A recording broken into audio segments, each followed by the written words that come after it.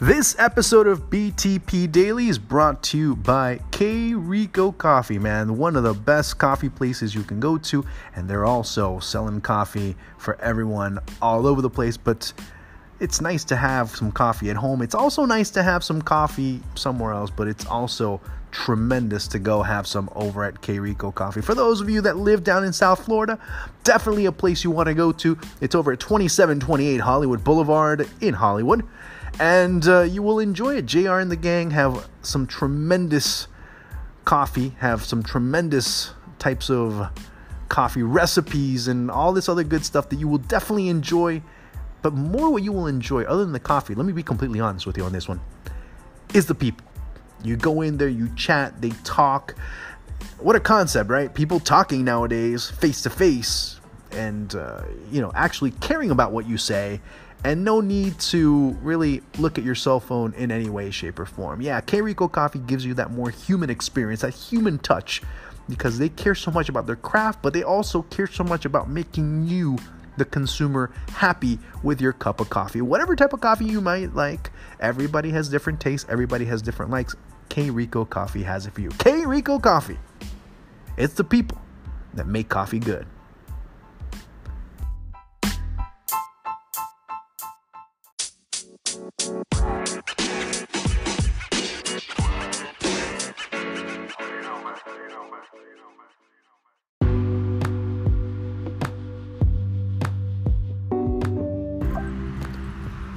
I'm going to steal a line from Ray Hudson, who I happen to work with at one point in my career. And when talking about Real Madrid and Barcelona, he said one very particular line. How can you ever be tired of seeing the Montagues and the Capulets? I don't have that feeling. I don't have that feeling anymore when it comes to Boca River. It's no longer that excitement of the week coming up. It's no longer, such a great rivalry. It's no longer that to me. It's a week where there's a great deal of angst. Not by me. It doesn't affect me personally. But you see it in the faces and in the way that people manage themselves and kind of carry themselves throughout the week of the Superclásico.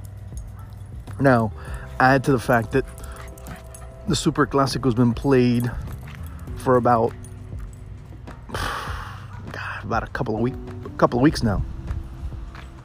The prospect of the game has been going on for about a couple of weeks now.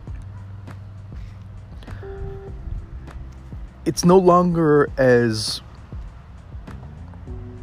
a football game that you can compare it. It's more like a tiresome election campaign, like reminiscent of 2016, reminiscent of now, reminiscent of, for anybody in Brazil, what they just went through. Reminiscent of that more. And it's sad because at one point you did have the feeling that Superclásicos were probably amongst one of the most beautiful games to be able to watch in the world. I would pick that over Real Madrid Barcelona any day of the week because of the passion, because of the pageantry, because of the names and the players and the moments and the rivalry and the instances and the brilliance and everything else that came with it. That's why I chose that over Barcelona Real Madrid, as much of a stretch as it was. But that's something that you would look at from yesteryear. The last thing that has been talked about in this rivalry is football. Not one thing has been talked about. Not one damn thing has been mentioned about how things are going to go on the pitch. Everything has gone on outside of it.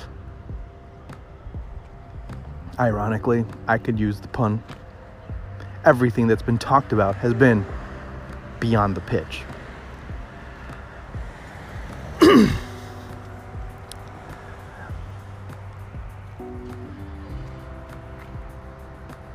And you can attribute it to a lot of things. It's become a business. But unfortunately, for many, it is only a business. And there'll be certain people that'll be profiting off of it.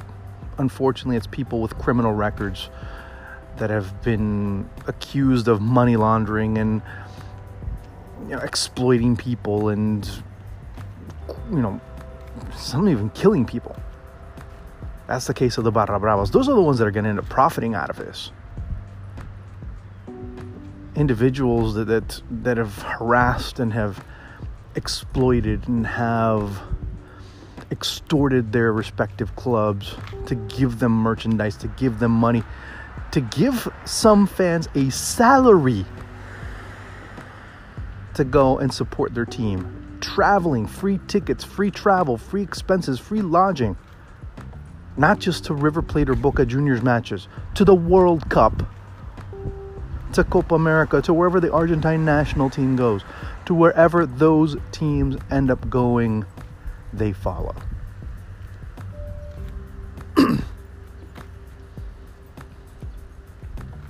That's pretty much what this Superclásico has devolved into. Also add the sociopolitical situation, the socioeconomic situation in Argentina. Of course, that's created a great deal of angst as well.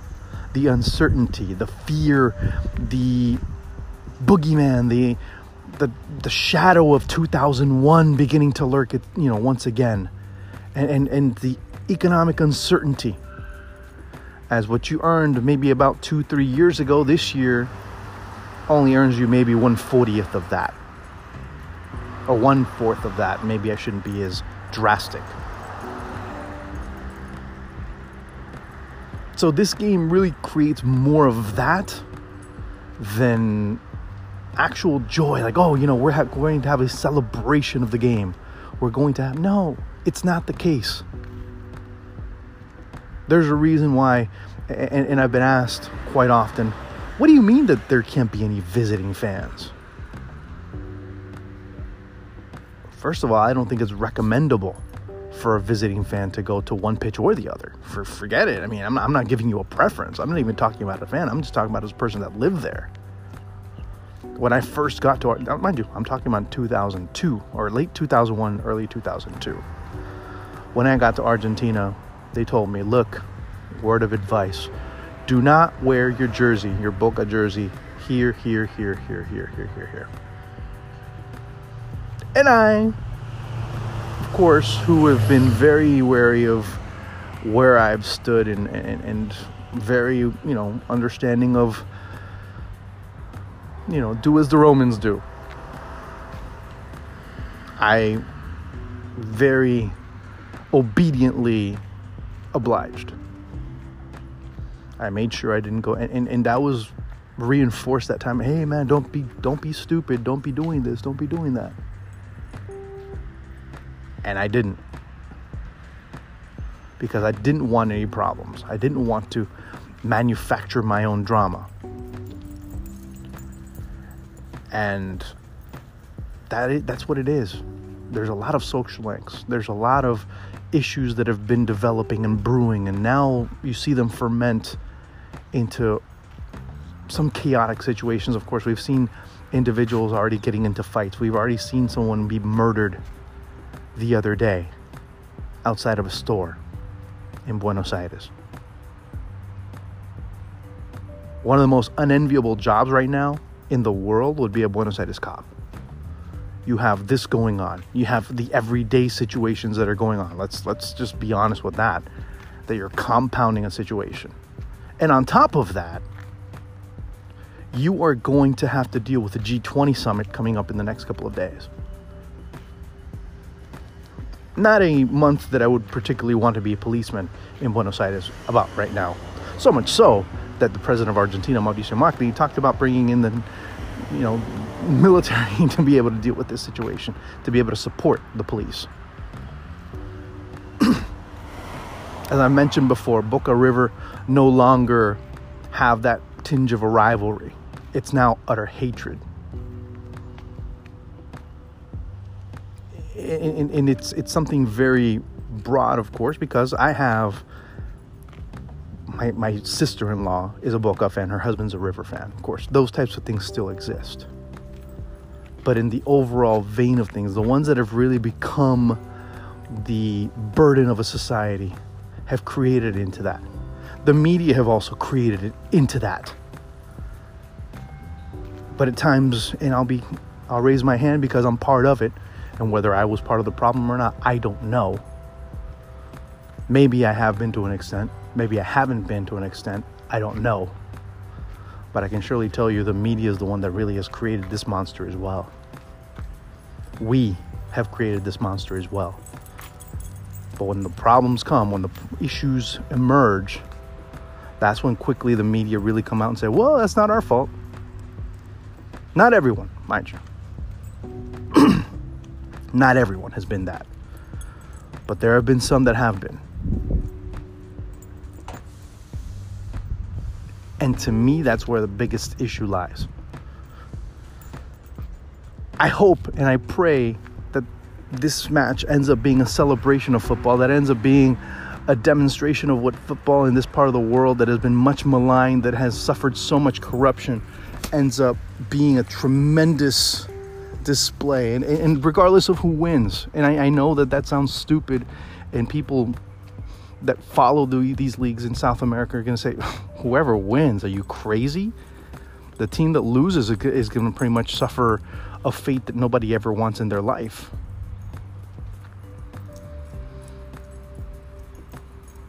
A Barbosa type of fate where their career, and people have talked about this and have used these words. A mark, a scar, a moment which can be irreversible and will never be forgotten in their careers if they lose. A career-damaging loss. Those types of terms have been used. So, of course, as a player, added pressure. When you as an athlete are not only talked about, and this is what makes Buenos Aires and makes the Argentine market so different, so hysterical, so filled with histrionic as far as football's concerned, because it is covered like no other sport or no other country in the world. Boca River is not just talked on sports channels or sports or football shows. It is talked about in the political arena. It is talked about in the gossip columns. It is talked about in every single page of a newspaper in Argentina. Just ask Lionel Messi. Just ask Lionel Messi right now.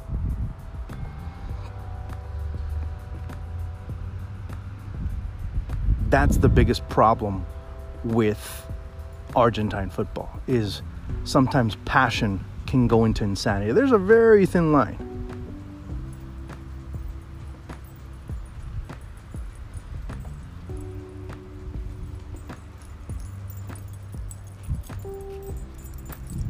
That's what I'm talking about. That's what I refer to when you start looking at these types of issues.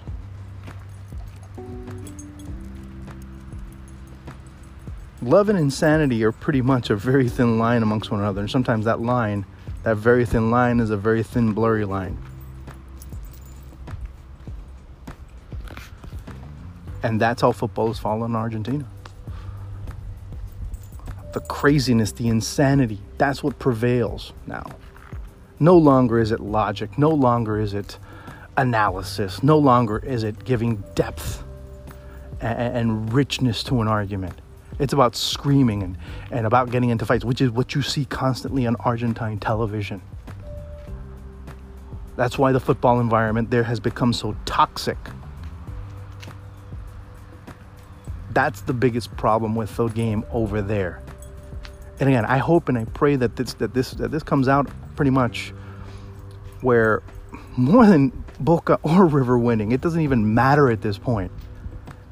What's become worse is that now you're hoping that the least amount of individuals, the least amount of businesses, the least amount of security and logistics and everything goes fine. Nobody gets hurt. Nobody gets injured. Nobody gets killed. Although that particularly last one really ends up going down the drain because that's already happened. At that point, I said, well, at least the least amount of people getting affected. And again, I think that's what the saddest part of this all, this just pretty much has come down to